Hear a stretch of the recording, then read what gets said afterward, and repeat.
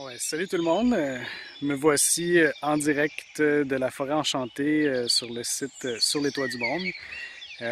Aujourd'hui, je vais vous parler du devoir pour le cercle, le cinquième cercle, en fait, qui est Imaginarius Forestis, qui va être toute la conception puis le développement autour d'une forêt enchantée, euh, dont celle où ce que je suis présentement. En fait, le devoir qui m'est venu en tête pour ce cercle, qui est un préalable au cercle, mais aussi juste un devoir que vous pouvez faire pour vous-même à la maison, sans nécessairement venir au cercle. En fait, ce que je vous demande, c'est d'écrire. Donc, le dernier mois, on a dessiné. Ce mois-ci, on va écrire. Donc, qu'est-ce qu'il faut écrire? Il faut écrire un poème, une lettre, un récit, un mythe, une légende, une histoire, quelque chose que vous avez vécu avec la forêt, en présence de la forêt, dans la forêt, en bordure de la forêt, in, out, above. Bref, une histoire qui te relie à la forêt ou ce que tu as tiré une genre de leçon de vie. Donc, ce qu'on essaie de créer dans le cinquième cercle, c'est ce lien imaginaire avec la forêt. Donc, ce court texte qu'on vous demande, c'est justement de plonger dans cette relation-là que vous avez avec la forêt, puis de faire émerger des histoires ou un moment qui vous a éclairé ou qui vous a impressionné de la nature. Donc, ce que l'on souhaite, c'est que vous vous exprimiez en lettres sur votre imaginaire forestier. Bon, puisque je vous demande ce devoir, bien sûr, je l'ai fait moi-même. Vous pourrez en juger par vous-même, mais c'est vraiment pas mon premier métier que d'écrire. J'aime beaucoup les mots. Par contre, j'écris pas souvent des poèmes ou des récits ou des trucs. Donc, ça va comme soi. Au pays des festivaliers, la forêt transpire la boréale. Un troupeau de lutins quêtait la voie du fongi. Les âmes se réchauffant sous le soleil spinéal, en marge d'un courant vital aisément glacial. L'eau vibre de vitalité.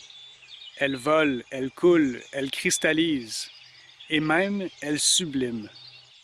L'eau sur la peau nous transperce jusqu'aux os. Cellules vibratoires enclenchent notre pompe à air.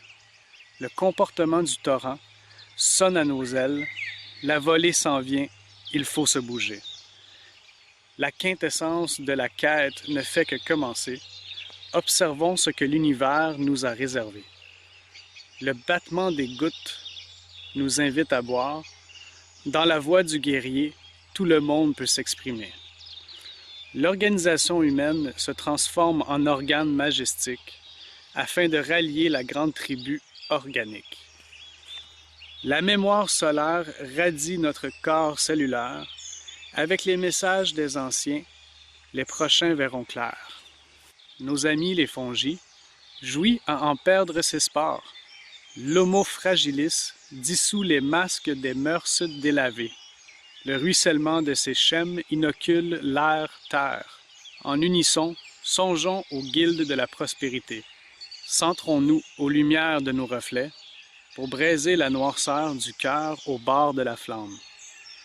Soyons à l'écoute des cris de la nature.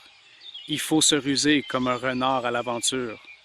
Qui a dit que la mycophilie doit être punie? S'ils viennent des étoiles, alors nous aussi. Jusqu'à où nous irons? Jusqu'à la dernière goutte d'entropie ou à la conception consciente de la vie? Et bien voilà, c'était ça mon poème, c'était ça mon texte en fait que j'ai préparé pour le prochain cercle. J'espère que si vous n'avez pas été impressionné du texte, mais que vous avez été inspiré à faire votre propre texte pour le cercle. Que vous venez ou que vous venez pas, l'important c'est de jouer dans votre imaginaire puis d'exprimer ce qui est là. Puis de renforcer cette relation-là qu'on a avec la nature. Parce que la beauté se trouve dans celui qui la regarde. Donc, ce que je vous demande, c'est de m'exprimer la beauté dans celui qui écrit. Donc, merci, puis au prochain cercle.